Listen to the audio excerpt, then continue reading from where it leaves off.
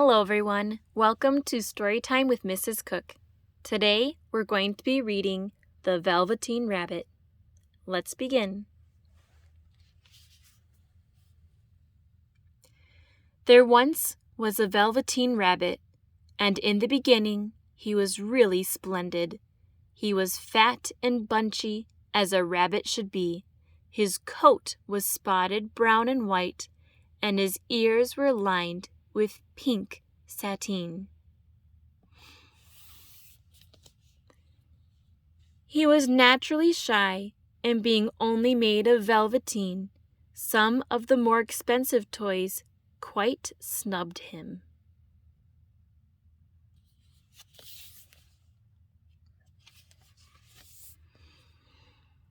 The only person who was kind to him at all was the Skin Horse. He was very wise, for he had seen many mechanical toys, and he knew that they were only toys and would never turn into anything else. "What is real?" asked the rabbit one day. "Real isn't how you are made," said the Skin Horse. "It's a thing that happens to you when a child loves you for a long, long time. By the time you are real, you get loose in the joints and very shabby. But once you are real, you can't be ugly, except to people who don't understand."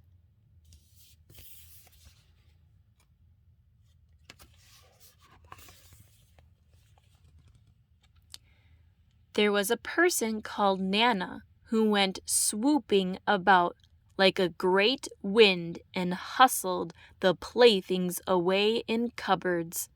The tin ones hated it, but the rabbit didn't mind so much, for wherever he was thrown, he came down soft.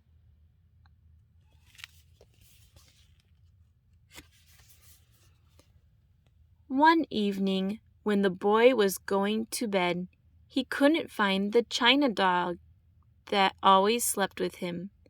"Here," Nana said, "take your old bunny." That night, and for many nights after, the Velveteen Rabbit slept in the boy's bed. And so time went on, and the little rabbit was very happy. So happy that he never noticed how his beautiful velveteen fur was getting shabbier, and his tail becoming unsewn, and all the pink rubbed off his nose where the boy had kissed him.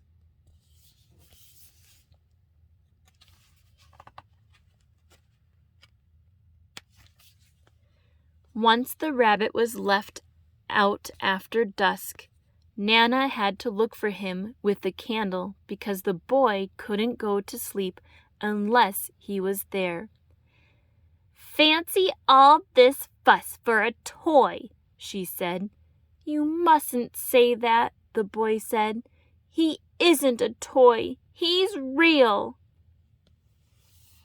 When the little rabbit heard that, he was happy, for he knew what the Skin Horse had said was true at last.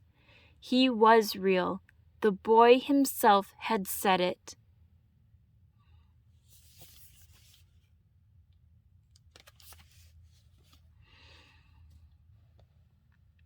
Near the house there was a wood.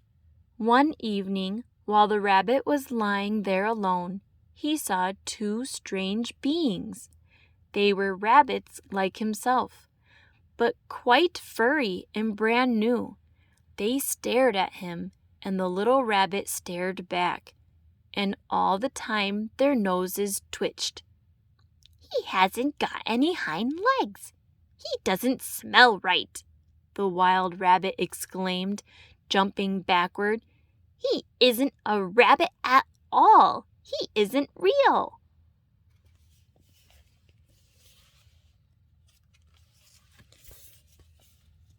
"I am real," said the little rabbit. "The boy said so. Come back and play with me. I know I am real." But there was no answer. Weeks passed, and the little rabbit grew very old and shabby, but the boy loved him so as much. He loved him so hard that the pink lining to his ears turned gray, and his brown spots faded.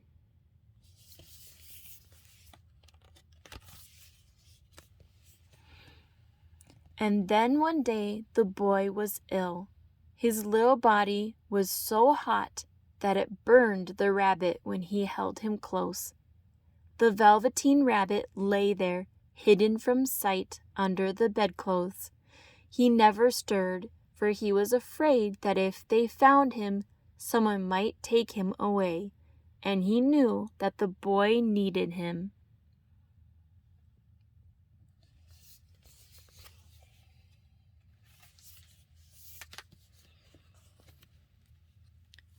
Presently the boy got better.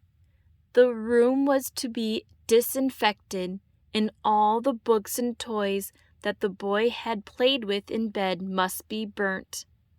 "How about this old bunny?" Nana asked. "That?" said the doctor. "Why, it's a mass of scarlet fever germs. Burn it at once." And so the little rabbit was put into a sack and carried out to the garden. The little rabbit felt very lonely. A tear, a real tear, trickled down his little shabby velvet nose and fell to the ground.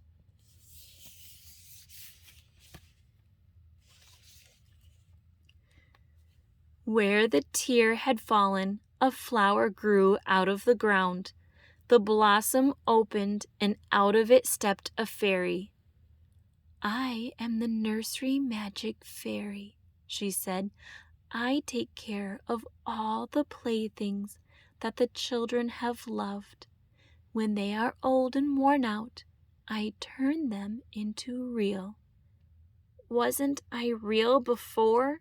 asked the little rabbit. "You were real to the boy," the fairy said, "because he loved you.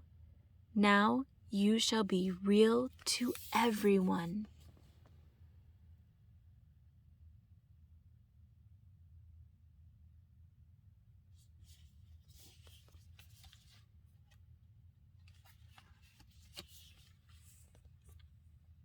She flew with the little rabbit into the wood where the wild rabbits danced. "I've brought you a new playfellow," the fairy said. "You must be very kind to him and teach him all he needs to know in Rabbit Land." And she kissed the little rabbit again and put him down on the grass.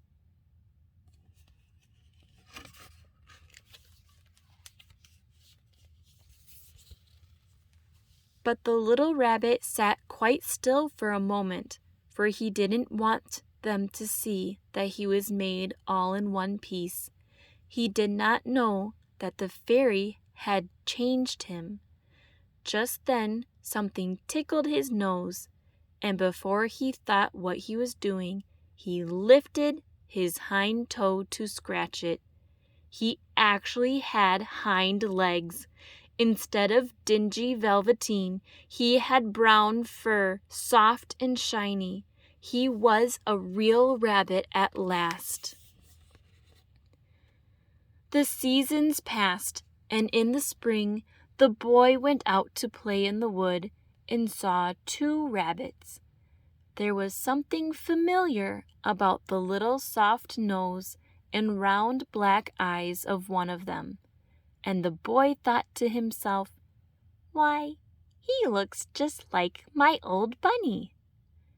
But he never knew that it really was his own bunny, come back to look at the child who had first helped him to be real.